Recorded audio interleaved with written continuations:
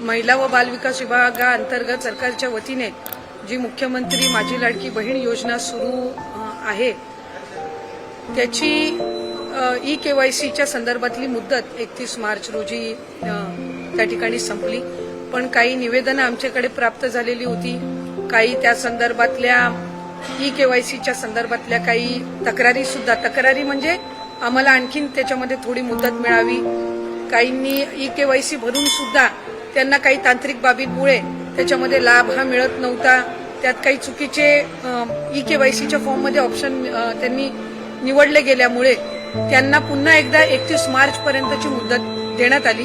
ती मुदत ही आता या महिन्याच्या कालावधीपर्यंत आम्ही वाढवत आहोत, म्हणजे 30 एप्रिल पर्यंत ती मुदत ही राज्याचे मुख्यमंत्री देवेंद्र फडणवीस साहेब, उपमुख्यमंत्री शिंदे साहेब आणि उपमुख्यमंत्री सुनेत्रा काकींच्या सूचनेनुसार ती वाढवण्यात येत आहे। त्यामुळे आपल्या माध्यमातून सर्व लाडक्या बहिणींना विनंती राहील की ही जी अंतिम संधी ही आपलं काही ई-KYC करत असताना जी काही चूक झालेली असेल त्या दुरुस्तीसाठी ही देण्यात आलेली आहे आणि 30 एप्रिल पर्यंत ही मुदत सरकारच्या वतीने आदरणीय मुख्यमंत्री फडणवीस साहेब, शिंदे साहेब आणि सुनेत्रा काकी यांच्या सूचनेनुसार ही आम्ही वाढवत आहोत।